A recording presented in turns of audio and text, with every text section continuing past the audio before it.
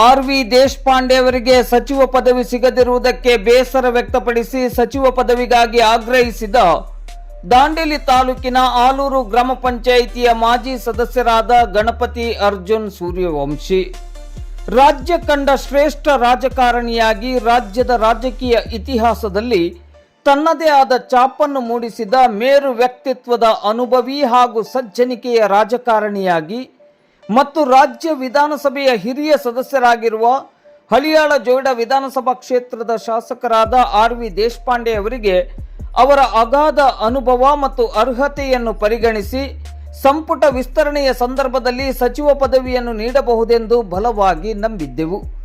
ಆದರೆ ಎರಡನೇ ಬಾರಿಯೂ ಸಚಿವ ಪದವಿ ಕೈತಪ್ಪಿರುವುದು ಕ್ಷೇತ್ರದ ಜನತೆಗೆ ಮಾತ್ರವಲ್ಲ, ನಾಡಿನೆಲ್ಲೆಡೆ ಇರುವ ಆರ್.ವಿ. ದೇಶಪಾಂಡೆ ಅವರ ಅಭಿಮಾನಿಗಳಿಗೆ ಮತ್ತು ಜಿಲ್ಲೆಯ ಕಾರ್ಯಕರ್ತರಿಗೆ ಅಪಾರವಾದ ನೋವು ತಂದಿದೆ ಎಂದು ದಾಂಡೇಲಿ ತಾಲೂಕಿನ ಆಲೂರು ಗ್ರಾಮ ಪಂಚಾಯಿತಿಯ ಮಾಜಿ ಸದಸ್ಯರು ಹಾಗೂ ಕಾಂಗ್ರೆಸ್ ಮುಖಂಡರಾದ ಗಣಪತಿ ಅರ್ಜುನ್ ಸೂರ್ಯವಂಶಿ ಅವರು ಅತೀವವಾದ ಬೇಸರವನ್ನು ವ್ಯಕ್ತಪಡಿಸಿದ್ದಾರೆ.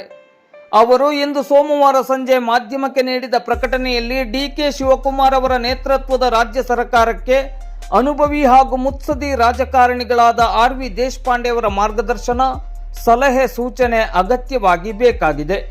ನಾಡಿನ ಸಮಗ್ರ ಅಭಿವೃದ್ಧಿಯ ಬಗ್ಗೆ ವಿಶಿಷ್ಟ ದೂರದೃಷ್ಟಿಯನ್ನು ಹೊಂದಿರುವ ಆರ್.ವಿ. ದೇಶಪಾಂಡೆ ಅವರಿಗೆ ಸಚಿವ ಪದವಿಯನ್ನು ನೀಡಬೇಕಾಗಿತ್ತು ಎಂದಿರುವ ಗಣಪತಿ ಅರ್ಜುನ್ ಸೂರ್ಯವಂಶಿ ಅವರು ಈ ನಿಟ್ಟಿನಲ್ಲಿ ಕೂಡಲೇ ಆರ್.ವಿ. ದೇಶಪಾಂಡೆ ಅವರಿಗೆ ಸಂಪುಟ ದರ್ಜೆಯ ಸಚಿವ ಪದವಿಯನ್ನು ನೀಡಬೇಕೆಂದು ಎಐಸಿಸಿ ಮತ್ತು ಕೆಪಿಸಿಸಿ ಅಧ್ಯಕ್ಷರಿಗೆ, ಮುಖ್ಯಮಂತ್ರಿ ಡಿ.ಕೆ. ಶಿವಕುಮಾರ್ ಅವರಿಗೆ ಮತ್ತು ಮಾಜಿ ಮುಖ್ಯಮಂತ್ರಿಗಳಾದ ಸಿದ್ದರಾಮಯ್ಯನವರಿಗೆ ಮಾಧ್ಯಮದ ಮೂಲಕ ಆಗ್ರಹಿಸಿದ್ದಾರೆ.